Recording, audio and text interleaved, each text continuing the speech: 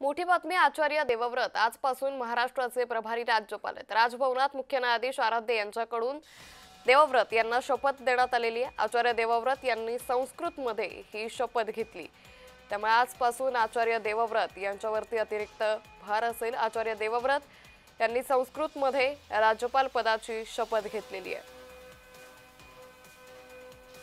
तर आचार्य देवव्रत हे आजपासून महाराष्ट्राचे प्रभारी राज्यपाल असतील। यावेळी राजभवनात मुख्य न्यायाधीश आराध्य यांच्याकडून आचार्य देवव्रत यांना ही शपथ देण्यात आलेली आहे। तर यावेळी संस्कृतमधून आचार्य देवव्रत यांनी ही राज्यपाल पदाची शपथ घेतली आहे।